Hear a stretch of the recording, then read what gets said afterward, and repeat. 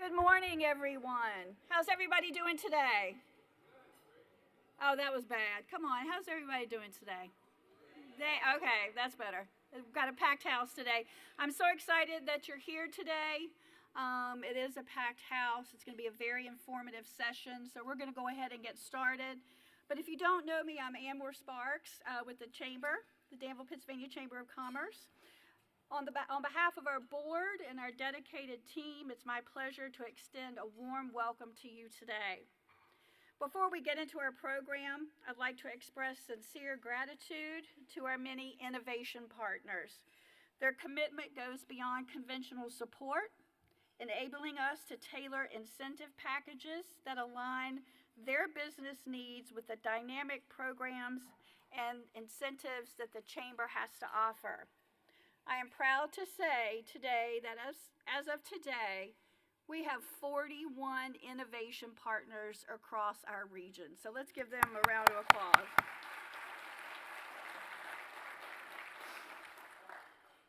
A special acknowledgement is due to our media partners back there on table 19, I believe. They showed up in force today, so we appreciate you. Your collaboration amplifies our outreach and marketing efforts, informing both current and prospective members about the Chamber's dynamic programs and resources. I am delighted to see many of our city and county elected officials in attendance. Thank you for your tireless efforts in propelling our region forward, and we extend our heartfelt appreciation to each and every one of you. If you are a local elected official, would you please take a moment and stand so we can recognize you? Don't be shy. Come on. Wonderful.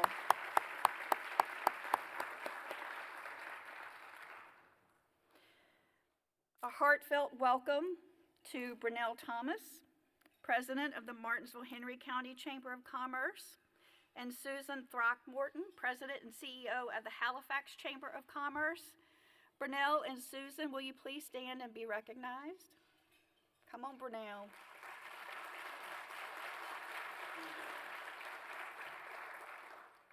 Our three chambers collaborate often and really embrace a regional approach in creating dynamic programming and resources for our combined membership.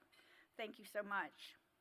This morning, we have the privilege of meeting Brad Hall, the new President and Chief Executive Officer of the Virginia Chamber. Following Brad, Keith Martin, Executive Vice President of Public Policy and General Counsel with the Virginia Chamber, will provide insights into the 2026 session of the Virginia General Assembly, the recently approved budget, and hot topics for the 2027 session. Rounding out the program is a panel discussion with Delegate Eric Phillips and Delegate Madison Whittle, moderated by our very own Linda Green, the Vice President of Economic Development right here at the Institute for Advanced Learning and Research, and Executive Director of the Southern Virginia Regional Alliance. Unfortunately, Senator Mulcahy had a family emergency last night and she could not be with us today. But before we proceed, I must recognize and express our sincerest gratitude to our sponsors. The Lester Group, thank you, Jay and Andrew. Mountain Valley Pipeline, where's Maurice? Thank you, Maurice. We love you. And PLDR, thank you, Stephen and Megan. Without further delay, I have the pleasure of passing the microphone over to Andrew Palmer of the Lester Group, our presenting sponsor, who will introduce Brad Hall of the Virginia Chamber. Thank you, Andrew.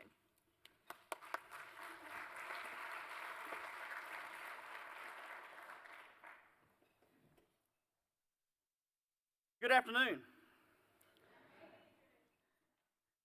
This has been a special year for the Lester Group as we celebrate 130 years of being in business. We have a proud history, but we're just as excited about what's ahead. Our business continues to grow across the Commonwealth of Virginia and beyond. From building supply materials to forest land management, commercial real estate, door manufacturing facility, and now a brand new truss manufacturing facility in Fredericksburg, Virginia. Through all of this growth, our focus remains simple. Take care of the customers, create good opportunities, for our employees and invest in the communities where we live and where we work. That's why we are pleased to support today's program, and we appreciate the Chamber bringing businesses and government leaders together to talk about Virginia's future.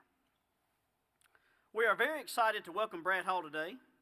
Brad is the President and CEO of the Virginia Chamber of Commerce, where he leads the Commonwealth's premier business organization with more than 25 years of experience in chamber leadership, economic development, government affairs, and corporate leadership.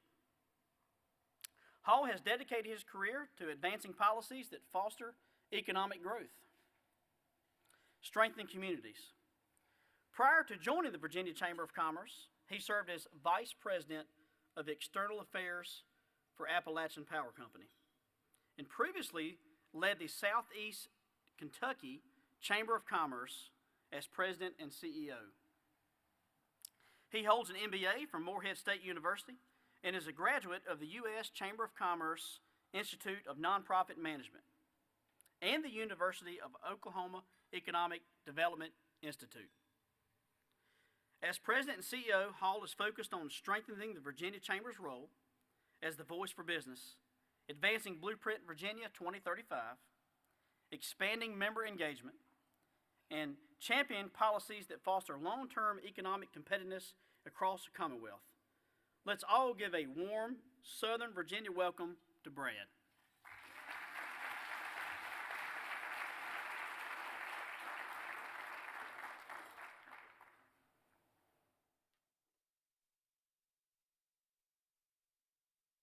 Good afternoon.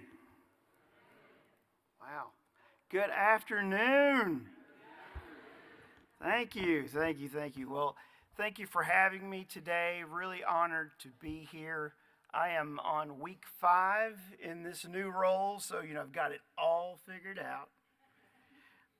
It's been taxing, to say the least, because I found the magic drug for losing weight. Right? I was just talking with Delegate Phillips about this. Moving when you're over 50. Oh my gosh. I've lost 20 pounds in the last couple of months making this move. But we moved this past weekend, and so we're now residents of Mechanicsville. We moved from Roanoke. We're going to miss Roanoke area and this region. I came down here quite a bit during my time at Appalachian Power, as we would host various businesses that was looking to potentially locate here, right, Linda? So I am really pleased to be here in this role and to speak with you today, and I appreciate the opportunity. I also want to recognize a couple of our elected officials here for the state and our General Assembly. We've got Delegate Eric Phillips that I just mentioned here with us, and Delegate Madison Whittle. So let's welcome them and thank them for being here.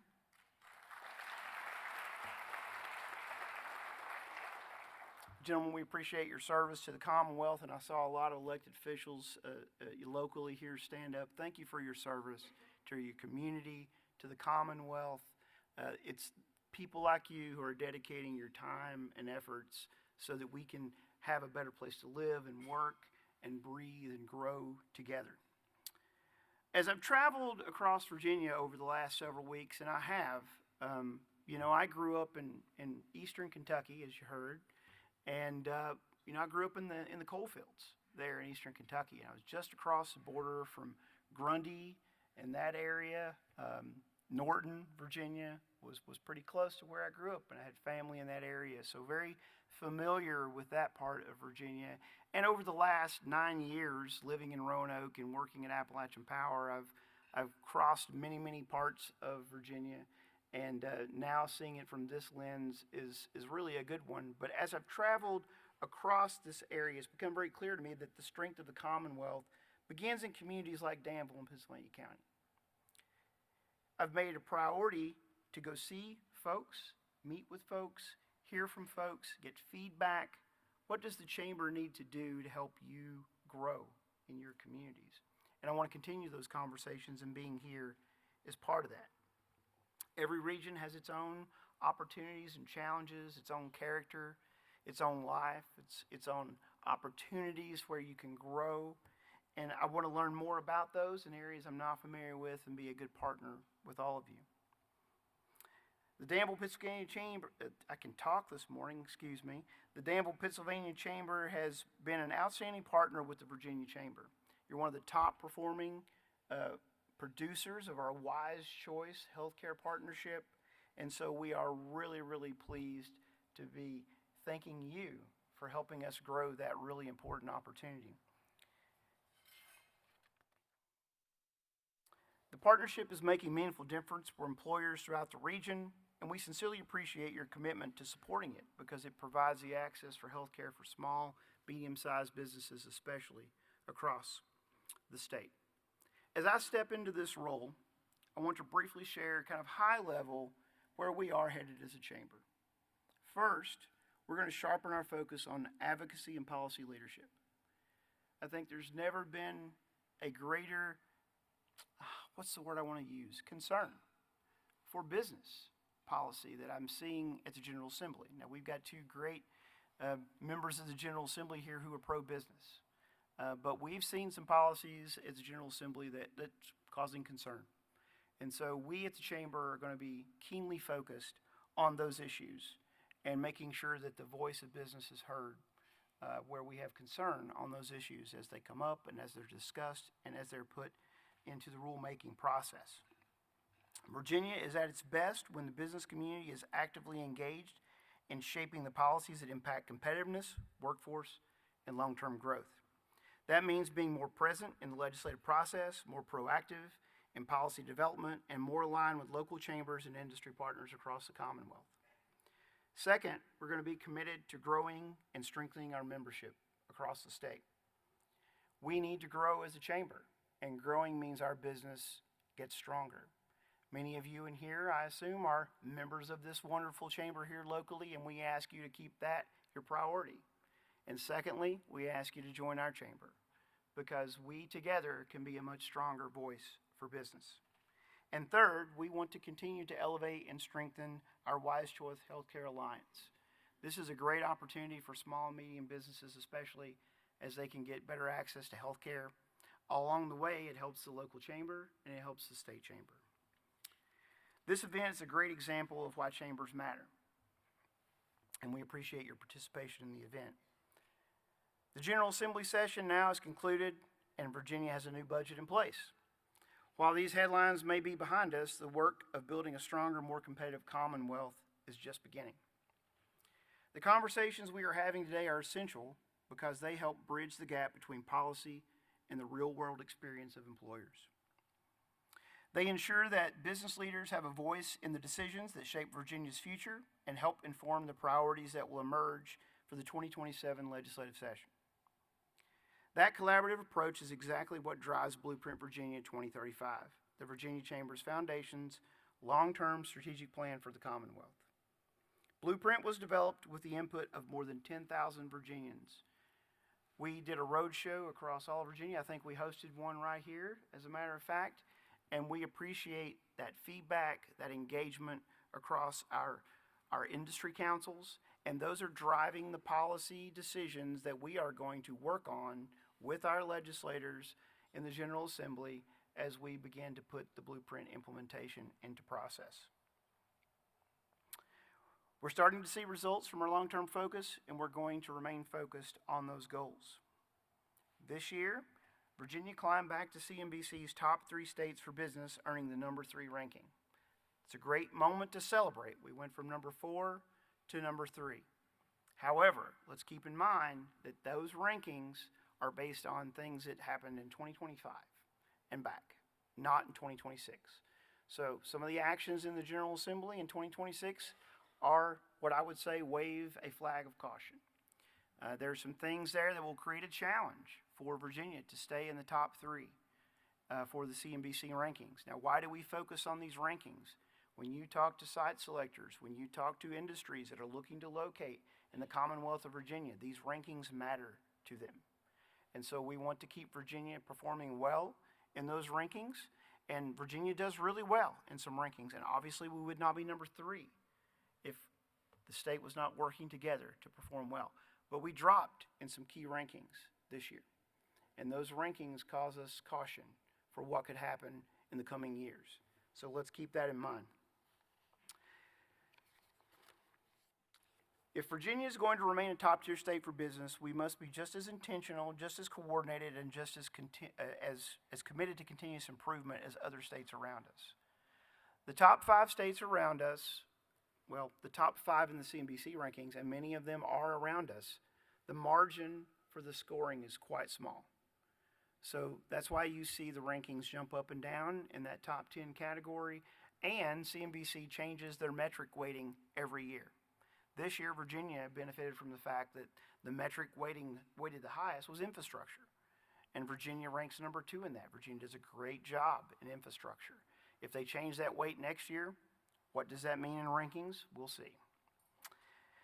As I've said in recent conversations, Virginia's future competitiveness will not be determined by where we've been ranked in the past, but where we're willing to do the hard work required to stay ahead in the future.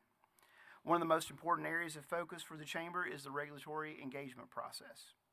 While legislation sets the framework, it is often the regulatory process that determines how policy is implemented and experienced by employers on the ground.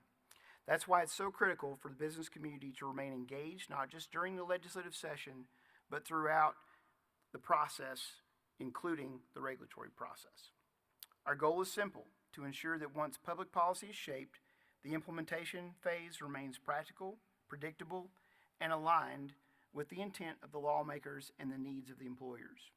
Being in the room early, before rules are finalized, helps prevent unintended consequences, reduces uncertainty for business, and ensures Virginia remains a place where companies can invest and grow with confidence. This is where the Chamber plays a unique role, serving as a consistent voice for employers in both the legislative and regulatory arenas, ensuring that Virginia's competitiveness is protected at every stage of the process. When local business leaders, legislators, educators, and community partners come together to discuss the issues impacting our economy, we're doing more than talking about public policy. We're helping to shape Virginia's future. As we look ahead, I encourage all of us to remain engaged, not just during the General Assembly session, but throughout the year. In just a few moments, you're going to hear from Keith Martin, our Executive Vice President of Public Policy and General Counsel. Keith is the Virginia Chamber's Government Affairs and the Government Affairs team work every day on behalf of Virginia's business community, and I know you'll find his update insightful and the recently adopted budget and begin looking ahead to the priorities already emerging for 2027. Before I close, I want to give a call to action to you. And the first is join and strengthen your connection with your local chamber. I think all of you in here are members of your chamber. We encourage you to do that, as I said a moment ago. But I also encourage you to look at the Virginia Chamber. We need to grow our membership. We need to grow our voice. We need to strengthen our unified voice for business across the Commonwealth. And we can only do that when the employers across this Commonwealth join us and stand together to raise concerns on issues as they come before us. So we ask you to do that. We ask you to engage in our industry councils. As part of the blueprint, we've set up various industry councils that hopefully encompass the majority of industries across the Commonwealth. And that is where you, our business leaders, engage, provide your feedback, your knowledge, your wisdom, so that we can decide on the policy initiatives that we want to put forward to help businesses across the Commonwealth. And we ask you to stay active year-round through our events, our communications, and our social media challenges. We want to hear your voice. We want your voice to be part of our voice. And we want you to engage in our events and our other opportunities that we provide so that we can better understand the issues. We try to understand all the issues, but no one understands it more than you who are working in those industries every day. So I ask you to attend some of our upcoming events. We've got our education event. These next 3 are all in October. Our Education and Workforce Conference, the Forum on Infrastructure, where we'll be focused and talking quite a bit about data centers and energy and utilities. Our annual Legislative Annual Awards Luncheon. And I apologize, I'm having the awfulest time talking this morning. I'll call it the move problem. But we hope you will join us. I want to thank the Danville, Pennsylvania County Chamber for having me. But I want to end with a quick story. I like to tell stories. I like to engage people in stories. And I told you a moment ago that I grew up in eastern Kentucky in the coal fields. And all my family were coal miners. That's what they were. And so in the summers, my father put me to work at the coal mines. And most of the time I wasn't supposed to be there because I was too young. But he wanted me to understand the hard work. And he wanted me to understand the value of education. And in the community where I grew up, it's Wheelwright, Kentucky, which is a very small, but it was built by Inland Steel. And coal was everything. If you worked and you had a good job, you were in coal. And I tell you that story not about coal, whether you're for or against it. That's not why I tell you the story. What I saw as I grew up was an attack on an industry by various policies that took over 100,000 coal miners' jobs away from them in a matter of 10, 20, 25 years. And that region is now decimated, without jobs, without an economy. And it's sad. And I tell you that story to say we basically have an attack on businesses today in the Commonwealth. And what the coal industry didn't do in all those years was stand up and fight. See, the coal industry thought, we've been doing this for 100 years. They need us. We don't need to fight back because they need us. Well, that changed. And they were not prepared, and they did not fight until it was too late. And so whether you're for or against it doesn't matter. You know, what I'm trying to illustrate for you here is we as businesses, we as industries, need to stand up and ring the bell of concern for the change in policies that hurt our businesses, that hurt our ability to employ people, that hurt our ability to invest in our communities, to help our communities grow. Your contributions to these chambers will go away if you can't be successful in business. Our efforts cannot continue without your help. But I tell you, this is a time of caution. I've been engaged in chambers across 4 states. I've been engaged in the legislative process across 4 states for over 20 years. I've never seen something more difficult as the current General Assembly. And that is no comment to these 2 gentlemen that stand in front of me, but I think you understand that there is a misunderstanding of the role of employers, I think. And I'm not saying anything against our elected officials other than I think we need to help educate them. Educate the fact that without employers, you do not have employees. And if you want to protect employees, you need to protect employers. So, I hope you will continue to be engaged. I thank you for listening. I thank you for your time. I'm so happy to be here. This is my first speaking engagement in this role.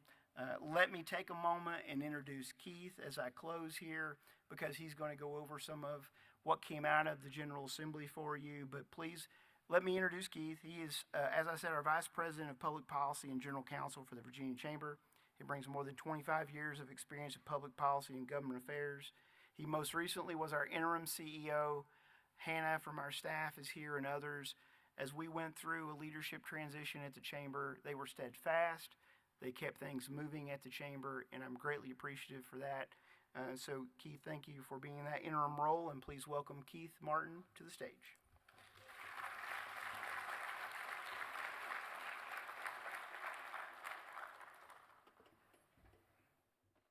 Thanks, Brad.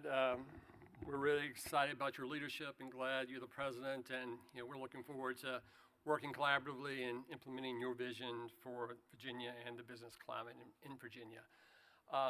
When Ann reached out, she asked me to talk about the General Assembly, what happened this past session. And I don't think I'll do it justice unless I also talk about our business climate and why it's so important. So my first question to you all, when did we become one of the best states for business? When was the business climate so important for Virginia? Was it when we were formed as a nation? When Virginia became a state? Actually, it was in 1607 with Jamestown. If you go back to your elementary school days and you think about what we learned in elementary school about Jamestown, we had investors who created a startup company to go and look for trade, resources, gold, products. It was actually commerce that actually started Virginia through the Virginia Company back in 1607. And for the next four centuries, Virginia was on the precipice of not just creating commerce and trade for Virginia, but what happened in forming commerce for America for the next 4 centuries. So with that, I thought I'll just give a brief overview of the last 400 years of what our economy looked like in Virginia. Now, of course, this is very broad, and I have like 5 big buckets here. But when I looked at this, it kind of surprised me, but maybe it shouldn't have. Danville's economy seems to me kind of mirrors what Virginia's economy was over the last 400 years. Agriculture, tobacco, manufacturing, textile, and now we're moving on to the digital age. We always talk about how Virginia stacks up against other states, but first I want to start off with how do we stack up against other countries. We are in a global economy, right? So if Virginia were its own country, we would have the 25th largest economy in the world. A lot of that has to do with Northern Virginia, which is over half of our economy. So if you break out Northern Virginia, actually it would be about the 40th or 45th largest economy in the world. Hampton Roads, if you look at it, it'll be about the 70th or 75th largest economy in the world. Okay, what about Danville? So I had to get a bigger piece of the pie, so look at the Danville metropolitan area. So Danville actually, its economy is about the size of the country of Belize, the Balkan countries, that size, and its economy is going up. Whereas Brad's alluded to, Northern Virginia, Hampton Roads, the rest of the state, the economy is kind of slowing down. So how do we compare to other states? Well, Virginia's economy is probably the 13th largest of all the states. I mean, it's no surprise, right? California, Texas, Florida, Georgia, North Carolina, they're up there. And we're competing against states in the Southeast for jobs, technology, income. But Brad has already talked about CNBC rankings. He's also talked about, there's some red lights of concerns we want to share. I've had those highlighted here from the rankings. We're a little concerned about the economy. Our rank is number 23. That's dropped from around 14 this year. Cost of doing business has dropped to 26. So we have some flashing red markers going on right now. And I have some highlighted ones in yellow as warning signs. Business friendliness, we're ranked at number 11. Cost of living at number 15. So we have a little bit of concerns. Brad talked about these metrics use data from 2025. Next year it might be a little different. So talking about this General Assembly session, I would note that of all the bills that passed nationwide, Virginia enacted more laws than any other nation, or any other state in the nation this past year. It looks like other states average anywhere between 200 and 500 new laws enacted this year.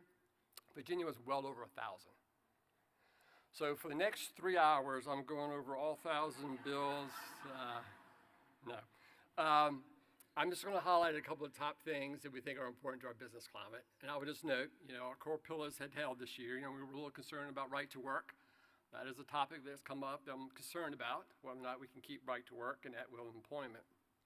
But there's a couple of categories I'll mention. Of course, I'm not going to mention all the bills that have taken up. But one of the new dynamics, we have a pretty good legal system in Virginia. It's always highly rated in the nation, one of the best in the nation. I'm a little concerned it's getting chipped away. I've been at the Virginia Chamber almost 15 years. I've been doing General Assembly work for over 25. I have never seen a General Assembly session where they've introduced so many bills that created new causes of action, new abilities for employers to be sued. This year we had over 80 bills introduced that created new private rights of actions against employers, to allow employees to sue employers, create new protected classes of action. As an example, menopause and perimenopause. Bills that were introduced to create a new class of action for them. Extend statute of limitations, increase damages and penalties. I would note of these 80 bills, only 30 had passed. We worked really hard to defeat a lot of them, but unfortunately, many still passed to create new private rights of actions, as I mentioned, new legal remedies for employees. The dynamics have shifted in Virginia. And so, there's increased risk of litigation now, higher legal and compliance costs, Of course, creating some uncertainty in day-to-day operations for employees. So I'm not going to go through all the legal bills, but I would just note some big things. Virginia is one of 2 states that does not have class actions. So you cannot have a class action lawsuit in state court. You can have it in federal court. There were bills introduced to create class action procedures in Virginia. We worked to try to get it defeated. I can see the writing on the wall. This is going to change. I would note that we did provide some amendments to try to make class actions better in Virginia. One of the biggest things is that in Virginia, Virginia's the only state that does not allow for substantive summary judgment. The only state. So if there's a frivolous lawsuit, it's really very difficult to kick the frivolous lawsuit out, right? So it just creates more litigation costs for employers. So we actually, we're thankful to work with Governor Spanberger. She introduced our amendments to the summary judgment, including summary judgment to the class action lawsuit bills. The General Assembly did not take up her vetoes, did not support them, and so she turned around and vetoed that bill. So I just mention this because I expect this to come up next session, and we'll probably see some changes in this law in the near future. Another thing, I've seen over the last couple of years that the General Assembly has taken a negative view against non-competes and non-solicitation provisions. Every year, they rule it down more and more. This year, they decided to prohibit non-competes and non-solicitations for employees unless there's some sort of severance benefits or monetary payments to them in order to use that. There is an exception, healthcare. If you're in the healthcare field, you cannot use non-competes. It is banned. As you can see in that first bullet point, it is banned for most types of health professions. One of the things that did jump out at me, though, is that dental offices can still use it, apparently. I don't see dentists listed. So that might be a future bill in the future. So if you're a dentist, enjoy it this year, because next year you might be added to the list that you cannot use non-competes. Something I really want to put on your radar and make you aware of, you cannot, when you advertise for a job, you have to put in a wage range. You have to list what the salary is going to be for that. If not, you can be sued. In addition, when you are interviewing candidates for a position, you cannot ask them for their salary history. That is also prohibited, and you can be sued. Now, all these bills that I mentioned that, created new private rights of actions, we try to amend them to have a good faith exception or an opportunity to fix, to remedy.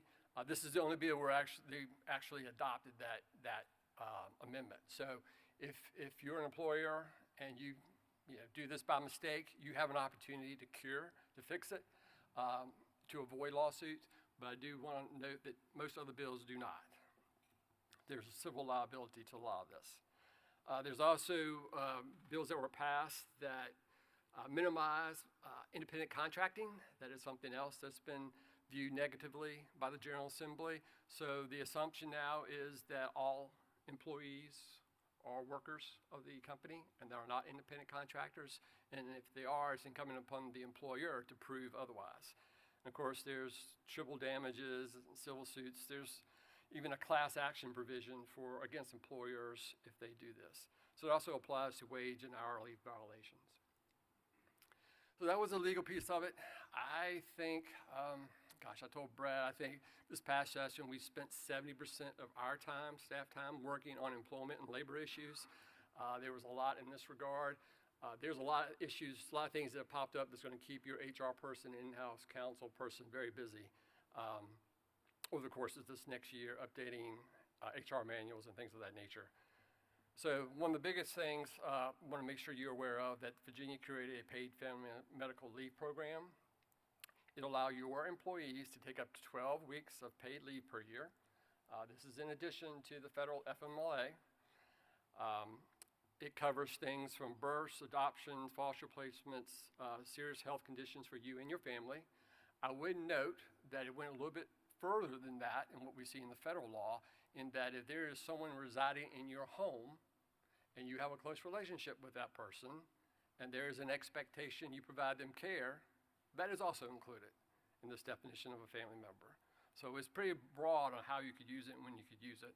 And the employee can take up to 80% of their average salary during those 12 weeks. The mandatory payroll contributions is going to be paid half by the employer and half by the employees. And they're going to start collecting starting in April of 28, and the benefits will start going out in December of 1st of 28. I would note, I think it's about 13 other states have a similar program. The two that was more aligned into this statute is what's in Minnesota and what's in Washington. I would note that they're a couple of years ahead of us, and so many employees are taking advantage of this. The trust fund has run out, so they had to really increase the amount that employers and employees have to pay to support the need for what the employers have to pay in and what the employees will be taking out. So that is starting up in 28. Paid sick leave is now a requirement that be provided by all employers. And as you can see, there's going to be a rolling basis for small employers. So by January 1st of 29, all employers, including small employers, have to provide at least 40 hours of paid leave to their employees.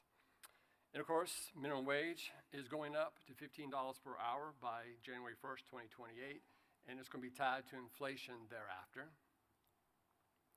Heat illness prevention, the Department of Labor and Industry is going to have to adopt regulations to create standards by which employers have to follow to ensure their employees are not detrimentally affected by heat.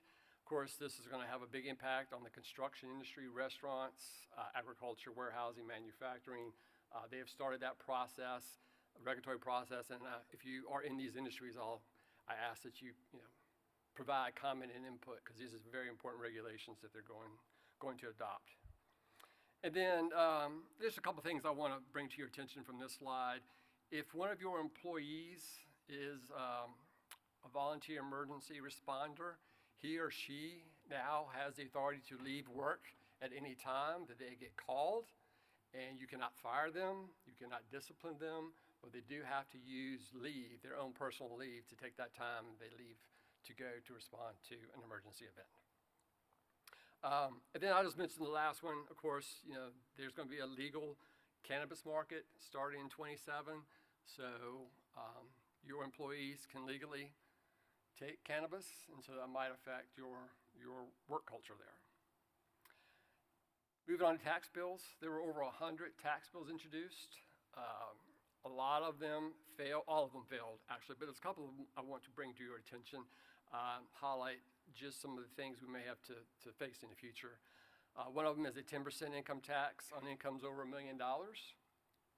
There was a bill to create a corporate welfare tax, where if any of your employees receive any kind of federal benefits, the employer has to pay them back at 100%. And there's no way that you know that your employees or any of your employees receive those until you get a bill from the state, and you can't ask them. Thankfully, that bill failed. Expansion of sales tax on digital services. There's conversations on sales tax just on services in general. So if you get a haircut, manicure, pedicure, sales tax on those as well. While they didn't pass, because there are things that would increase, provide localities the opportunity to pass a local sales tax for schools construction. There's an increase in unemployment benefits.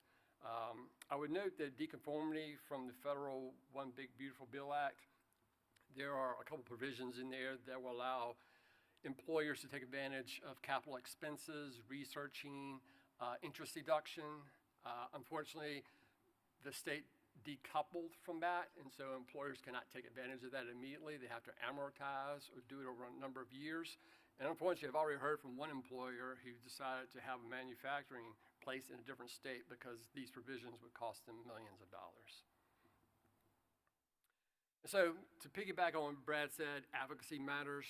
Your involvement is very important in this chamber. As you can see on the left-hand side, we had some threats that were defeated. We're still concerned about those bills on the left-hand side. I hadn't mentioned housing. There was a bill introduced for rent control.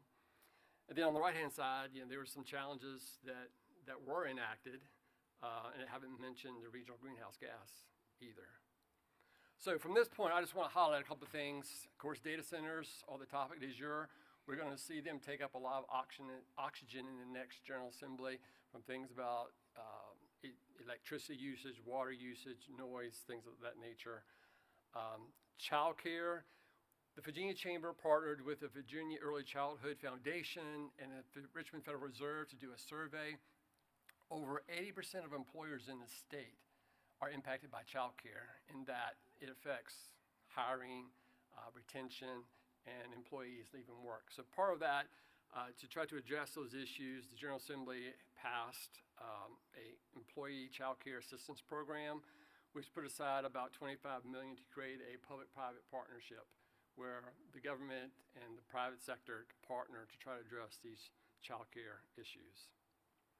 And then workforce, I have been with the Virginia Chamber, as I mentioned, almost 15 years. I've been here for all 4 iterations of Blueprint. Every time we survey the business community, every region, every industry, the number one issue by far, not even close, is a highly educated, well-trained workforce.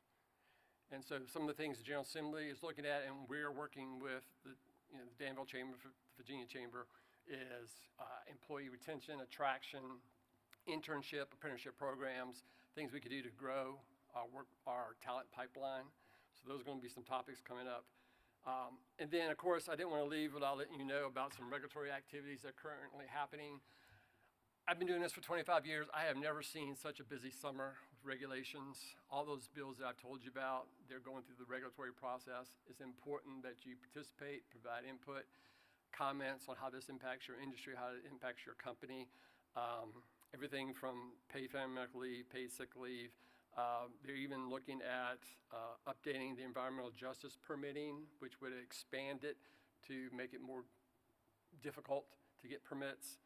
Heat illness, as I mentioned. I haven't mentioned Retire Path. So if you are a company and you do not provide retirement plans for your employees, you must join the state's retirement plan. The General Assembly had a carve-out for small employers.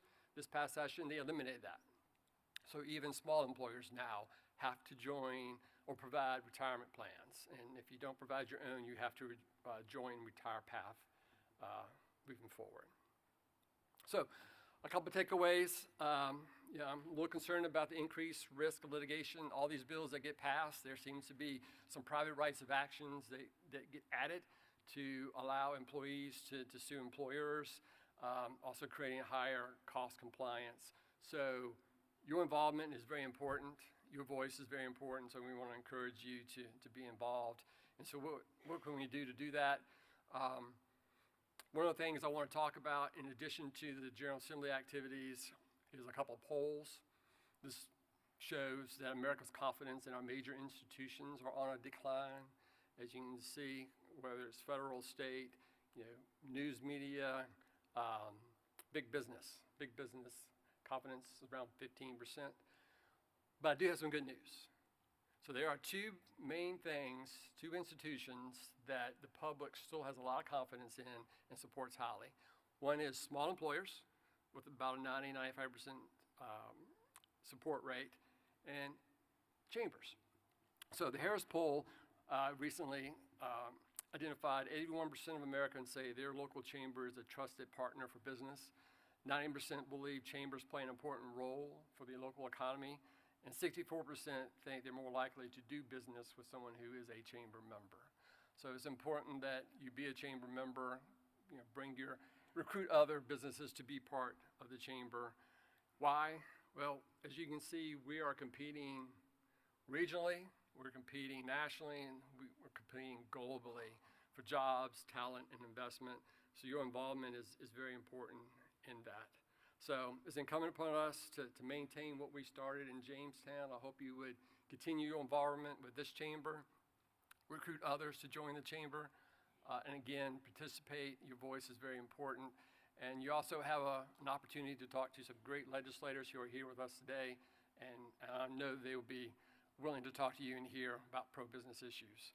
So with that transition, I'm going to transition and ask if Delegates Phillips and Whittle could come to the stage for the next piece.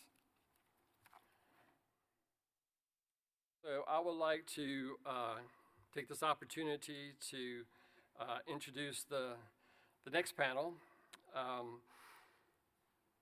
So as chair of the Chamber's Legislative Committee, I want to thank, I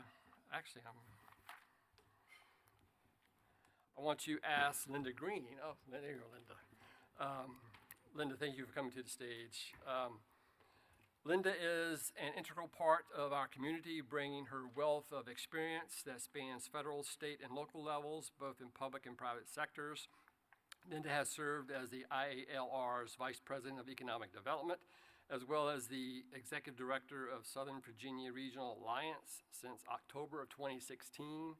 She helps leverage the hosting resources of the Institute of Advanced Learning and Research to assist local economic developers in marketing the Southern Virginia region. Together, they work to provide recruitment and retention of industries in the regional footprint to create and sustain jobs and ensure the economic vitality of the region. Please join me in welcoming Linda and the rest of this panel.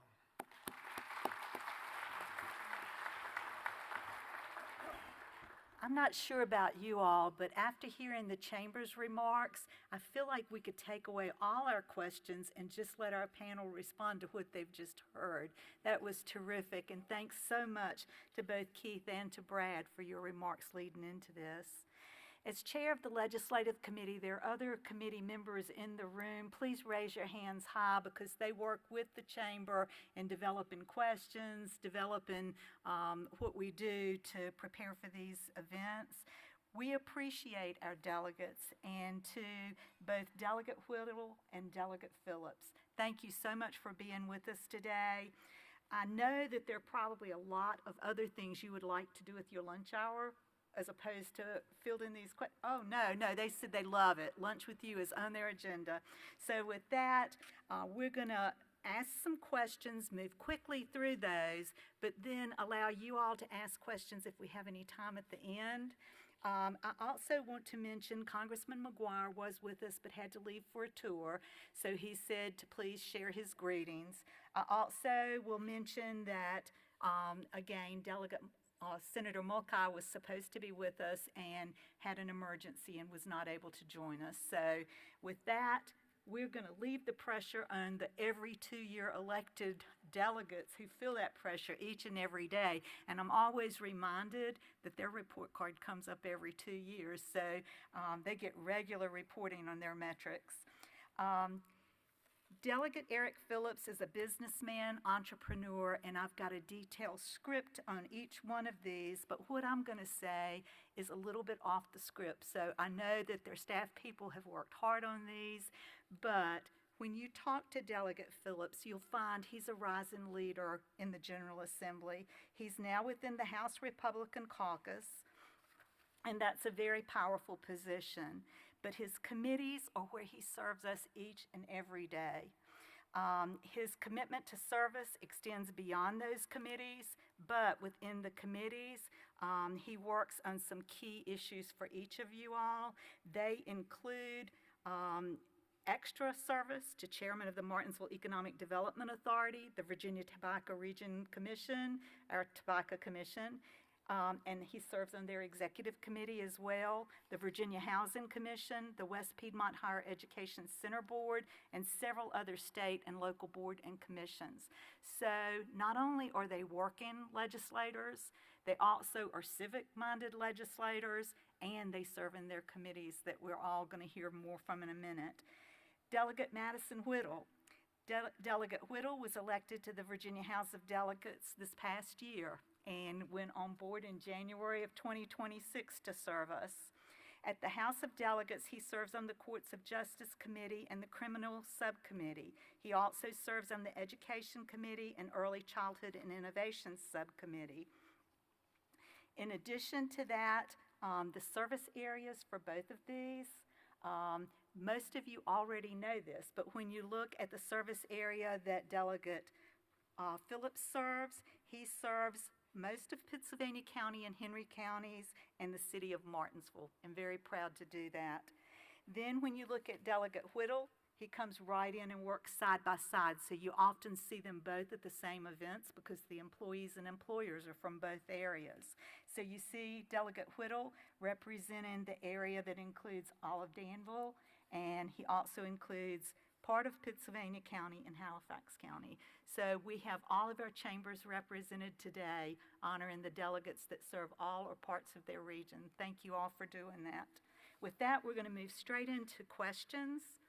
The first question to both of you, from your perspective, what concerns are you hearing most often from businesses and employers in this district?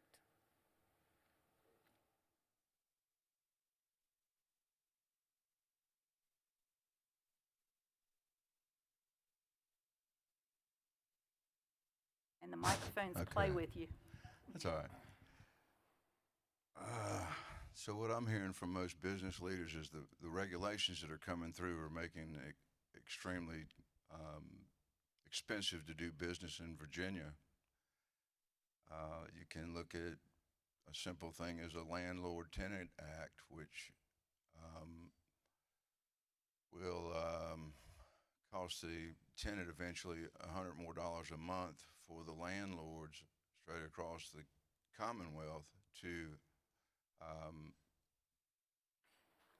either pass that on or eat it. So I would just say for one, that's it. I'm on. There we go. Well, first of all, thank you for inviting me and allowing us to be here. And I have to be honest, as I'm listening to a few of these things from our chamber state leadership, I'm looking at all this, and I'll be honest with you, I could feel my face getting hot because I was getting mad all over again. It was an awful year in Richmond for business, frankly. To their point, they did work really hard, and we were able to slow down and stop a fast-moving train on some of those issues. But unfortunately, we still had a lot of things that are just not business-friendly. And at the end of the day, I'm an employer. I've got 103 employees. I checked before I left this morning. And, you know, I'm proud to pay them well. I want them to do well. But it is increasingly difficult. You know, if you, the biggest things, to answer your question, and I had a few jokes, Linda. You didn't let us, like, segue into this. Like, I was going to say, Telly Tucker and I did get exempted from one of the taxes that they mentioned. Sean Brown as well. He mentioned, you know, you might have a tax on a haircut. But anyway, we won't be paying that tax if you can't tell. But I think the biggest things that I hear and see firsthand is just cost and uncertainty. There's a lot of uncertainty, and a lot of that's not something we can really handle just at the state level. A lot of that's a federal issue as well. But, you know, labor costs are up. Insurance costs are up. Equipment cost is up. Energy costs are a major concern. And we can talk more about that later. A lot of that is not really the energy company's fault. Most people don't understand how their rates are made and how that's come up with. We've done some terrible legislation like Virginia Clean Economy Act, you know, that has hastened some of those prices to go up. And so businesses are just increasingly worried about what the next mandate might be, what the next regulation might be, and what it's going to cost them when it comes out of Richmond. So tell me how fast you want me to go. I know Senator Mulcahy's not here. You're doing wonderfully. Okay, all right. The second thing I would say is just their workforce. You know, we've had some tremendous economic development success here in our region in the 48th District, and a lot of the folks here in this room have worked really hard on that here in Danville, Pittsylvania County, and that's something we should be proud of, but with success, it creates its own challenges. And so when you bring in new employers, you bring new jobs into a region, you've got to have enough people to fill those jobs and enough qualified people to fill those jobs. And then that connects directly back to housing, childcare, education, infrastructure. And so if you recruit somebody here for a good job, they need somewhere to live that they can afford. And they need options. They need quality of life. And their spouse may need a job to go along with them. So their children need good schools. They need child care.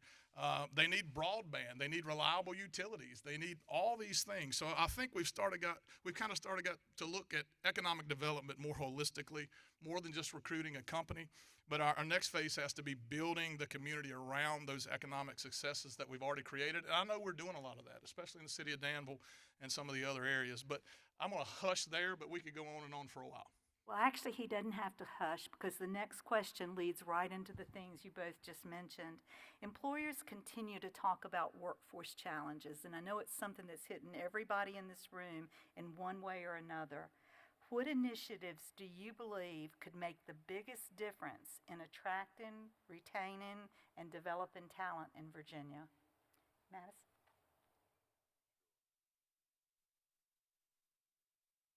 Um,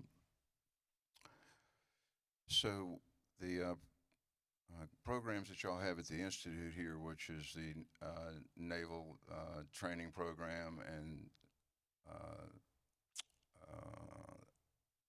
Go check. yep, thank you. That that's turned out 1,500 trained employees to go out. I would continue to duplicate what you have going and keep that moving forward. Delegate Phillips? Yeah, so, I mean, a lot of these are big topics, so I don't think there's one answer. There's probably many answers, but I think we've done a better job in this region through things like ILR, West Piedmont Higher Education Center, and then in Madison's district also where you have the, what's that one called? There's another higher education center in South Boston, Southern Virginia Higher Education Center. There we go. I think, those type of facilities that are not traditional four-year degree are wonderful because not everybody needs a four-year degree depending on what type of field they want to go into. And I think we've made a mistake, not just regionally, but as Commonwealth, but nationally. We need more emphasis on career and technical education, more apprenticeships, credentials, partnerships directly between employers and, our higher education centers and our community colleges, which I know is ongoing, and we're doing a better job here than I think a lot of other parts of the Commonwealth. But if a manufacturer comes into Pittsylvania County and they need 30 welders, let's train 30 welders. If contractors need electricians, and they do, and plumbers and HVAC technicians, let's create pathways for those careers. Because I can tell you right now, there's not enough of them. And anytime you don't have enough of something, they pay you a lot to do it. And so those are sustainable, good careers for young men and women coming out of high school who a traditional education path, a four-year university, might not be something they want to do. So in healthcare, they need nurses and technicians. So our workforce system should really respond directly to the demand in our region, and I think we're doing a better job than a lot of areas. And I know that there's always ongoing discussions behind the scenes about what should we when we meet with employers and prospective people coming here. I know you guys do a great job of meeting with them, asking their needs, developing programming around that, and I think that's exactly how it should happen in real time, responding to what happens in this area instead of just picking things out of the air and say, well, let's offer a program in this. It's more in response to what's happening in our region and to the employers that are coming here. Our Virginia Chamber speakers did a great job about talking about Virginia's economic competitiveness.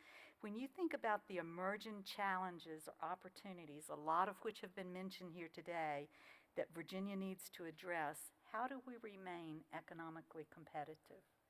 And I'll go to Delegate Phillips and let Delegate Whittle one. Give me that one, Delegate Phillips. Yeah. Very good. I just think we need to keep our word. And if we've got a performance agreement that says we're going to do X, Y, and Z, then we do X, Y, and Z. We don't start carving things one way or moving things another. We simply do what we say we're going to do. Virginia's had an A rating for 50 years. My phone's blowing off the hook when these things are starting to have carve-outs on them that are not part of the process of Virginia. And it is being addressed. It's being worked through.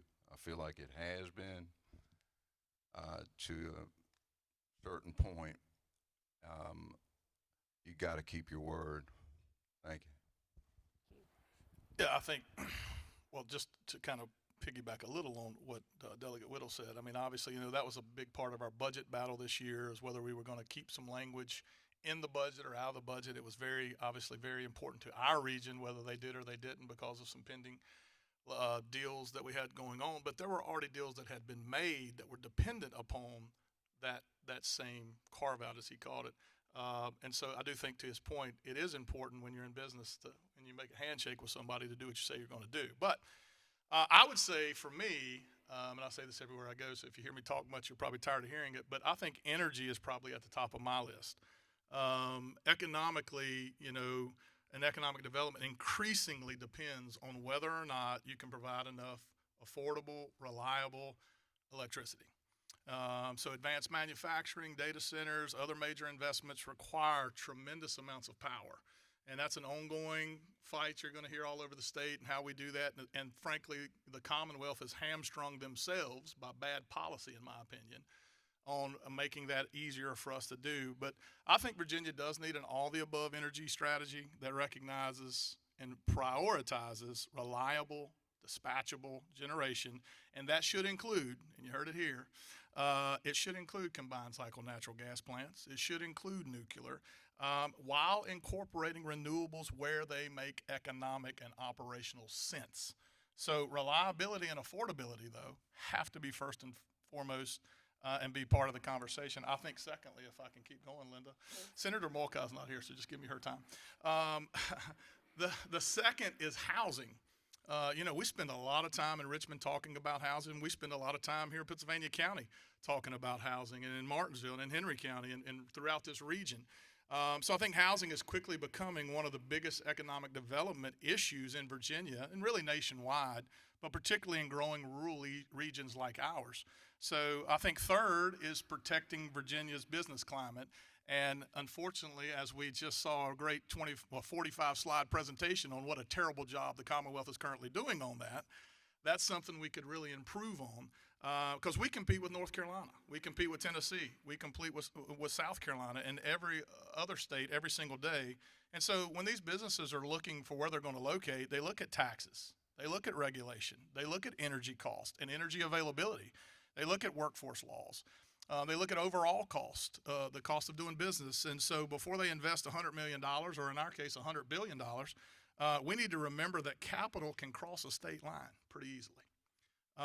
And so the state, in my opinion, some things we could do to address it. The state needs to put more money in marketing Virginia through VEDP. We don't fund that well enough. We could put a lot more money into that, and we should. It gets talked about a lot, but it never gets done.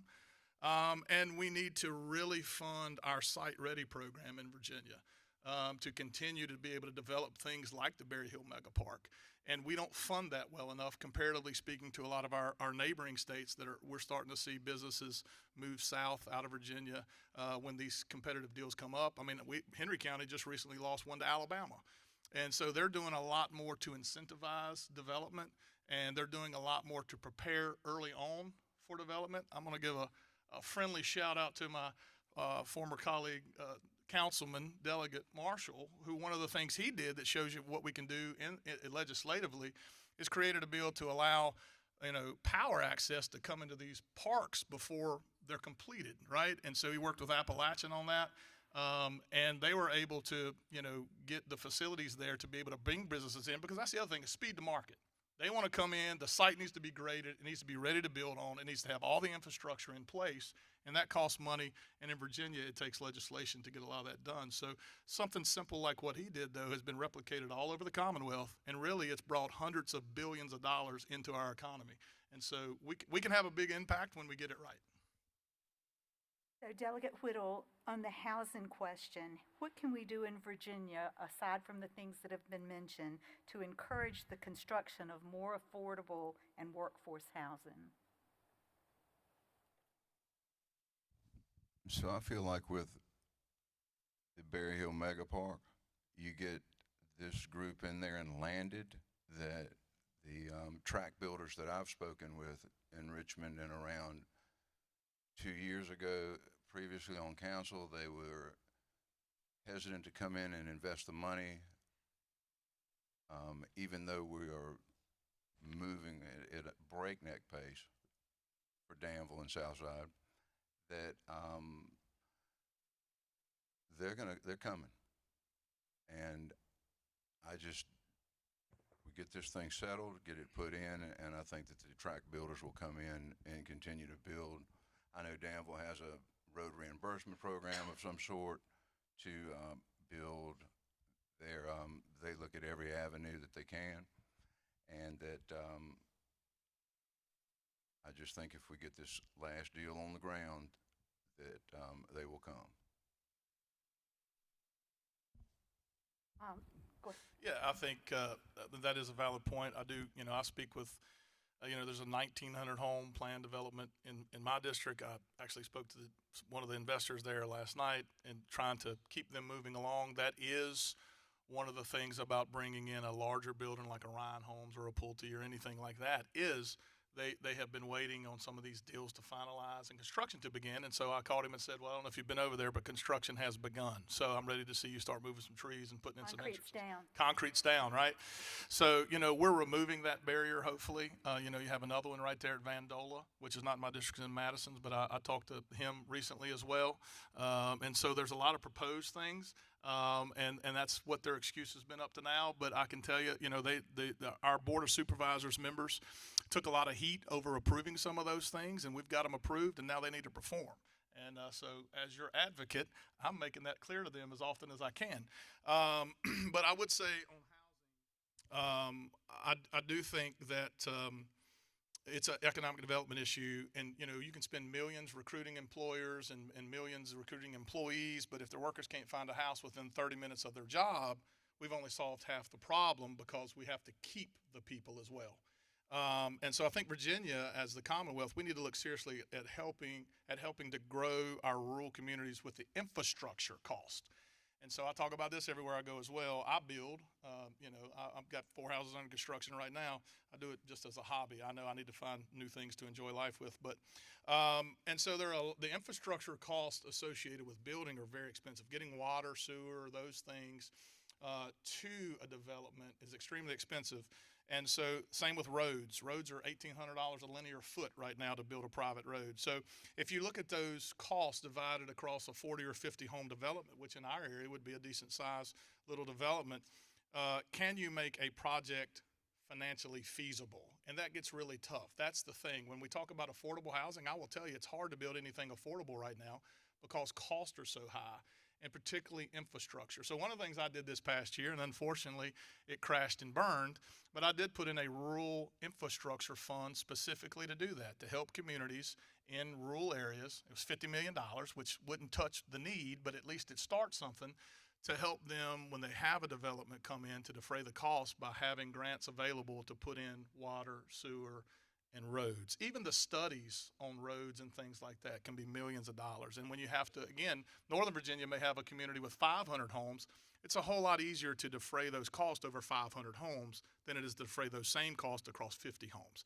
And so for us, we do need the Commonwealth to come up with some innovative ways to help us not just get jobs here and they all live in North Carolina or another community. We want them to live here, go to our schools, serve on our PTA boards, eat at our restaurants, and really have an impact in our communities. So a couple more things. I can give you some more legislation. I did have one that got passed, that allows EDAs and IDAs to develop housing. Currently in Virginia, an EDA or an IDA could only do an 80-20 project. So it had to be 80%, it could be 80% housing, but it had to be 20% commercial, like an adaptive reuse project like I know Danville's done a bunch of, maybe like the White Mill might be a good example where there's commercial and housing.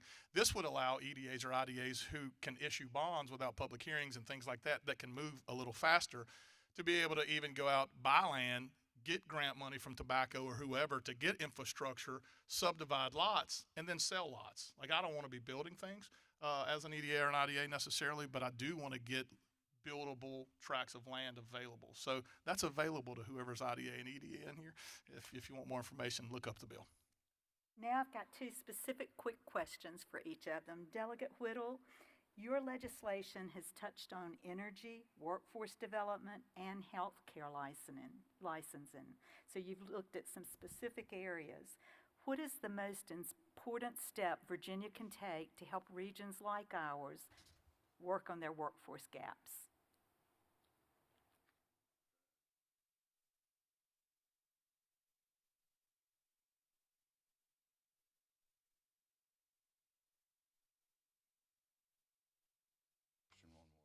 Absolutely.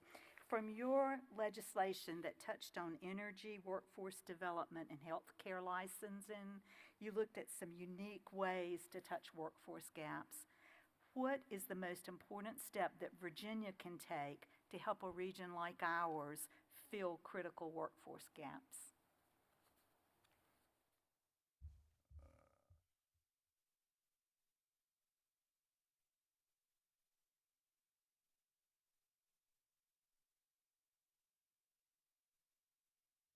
They come from all over the country to see what we're doing here.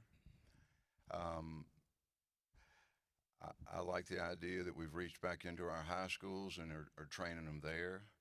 They get a college credit and move over into machine tooling and management with a high school credit. And I would just say to continue to move forward with what y'all have in your toolbox here. We appreciate your support for those. Delegate Phillips, your individual question. From your work on the Transportation Committee, what transportation investment would make the greatest difference in Southern Virginia's ability to attract business and connect people with jobs? Yeah, so I would be remiss if I didn't talk about the Blue Ridge Innovation Corridor, which I believe our local chambers have been involved with, and I know many of the business leaders in this room have been involved with. And basically, you know, that would be improving. You know, it's one thing to get employers here, but we got to get goods and services out, and we got to get people in and out of those locations. But the Blue Ridge Innovation Corridor basically would start here in the Pennsylvania County Danville area, back to Martinsville and Henry County, and then the 220 corridor to 81 to Blacksburg. And so, you know, through that area, it's really the fastest growing region economically, population-wise. It has so many good things going on, and it has a lot of our larger business parks that are seeing a lot of success. So if you drive that corridor a lot, which I do because I have businesses on either end of it, we need some roads and some infrastructure funds. I know you said in your presentation Virginia does a good job with infrastructure. I would counter that and say they do a good job in some places with infrastructure. I think we often, unfortunately, get overlooked because of the way roads are funded in Virginia. And I know you serve on the transportation board with the Smart Scale Fund, and a lot of times the way that Smart Scale works is our transportation needs just don't score high enough to get the same dollars that they do in Newport News or Hampton Roads or Northern Virginia or Richmond, because obviously their roads are going to have higher traffic counts and things like that. But it's extremely important for our area, if we're going to continue to emerge as an economic engine in this state as we currently are, that infrastructure should really precede development. But in our case, it needs to follow development because we're already having the development happen, but it needs to happen in a hurry. And so I think we've really got, I know the folks that are involved with the Blue Ridge Innovation Corridor have been in and out of Richmond. They've been meeting with all the stakeholders, and, you know, us, the senators, also with the governor's office, with all the people that they can over the last couple of years to really push that project forward. I know I have a big poster of it on my office wall. So anytime someone comes in there, they may ask about it. And so we can talk about, one, all the good things happening in our region, and two, about the continued need for us to have more and better infrastructure as it relates to our highways as we continue to grow as a region. We were planning to do an interactive question involving Brad Hall and the delegates, but I think we've covered that in the electric discussion pretty well. So with that, I have a reminder for all of you all. A lot's been said about how tough the legislative session was over the last year, but a reminder, a good majority of our legislature was replaced with new legislators who have to learn this. Learning this means every one of us have a responsibility to speak directly to them about what's important to us, to our employees, to our employers, and the chamber is the greatest vehicle to do that because it brings a lot of people together speaking with a unified voice. We live in a representative democracy. That means their vote represents the citizens in this room. But if you don't tell them what's working, what's not working, and speak up and let them know, they can't represent you as well. Also, we expect them to work across party lines. We expect them to take care of what's important to our region. That is not easy for them. It's not easy for any of us. But at the end of the day, we need to speak with a unified voice that takes care of this region. And that's what we ask of our elected officials, and I can tell you time and time again, we have gone to them in Richmond, we've gone to them here. I slipped and called them by first name. I had a boss at one time who told me, she was in Northern Virginia when I worked for CIT, and she said, it's amazing to come into your area and hear legislators talk directly to you as people and have discussions about your issues. If I met my legislator in the grocery store, they would have no idea who I am. Sometimes we take that for granted. Come to the chamber meetings, speak up, call your delegates, call their assistants. Denise Van Valkenburg, Mary Franklin have been there for a long time, and these guys will tell you they know our issues and they know them well. Call them and speak to them when you need something, and call the chamber and let them know we need a collective voice on an issue. Let them be your advocate. With that, please join me in welcoming and thanking, welcome into your conversation, thanking for the conversation they've given us, Delegate Whittle and Delegate Phillips today.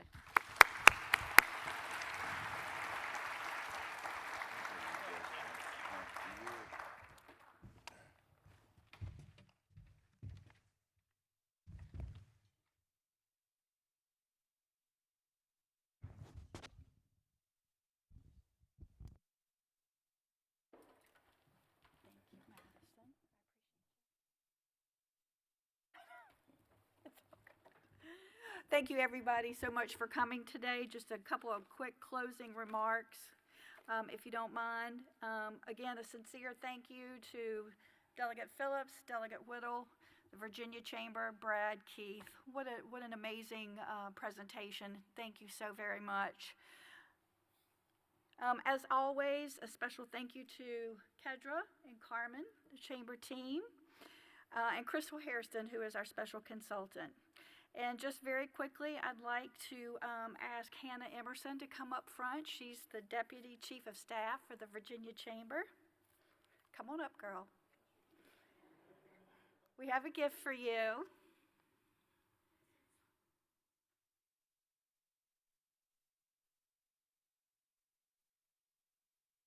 This is the girl that keeps it all going at the Virginia Chamber. She's an amazing partner with Brunel and Susan and I. And we just wanted to say thank you for all that you do for our chamber and most importantly for our members. So, thank you so much. Thank you so much. That's so sweet. Thank you. Thank you, honey. I appreciate it. With that, thank you all very much for coming, and we'll see you next time. Want to thank our sponsors again, the Lester Group, MVP, and PLDR. Thank you so much.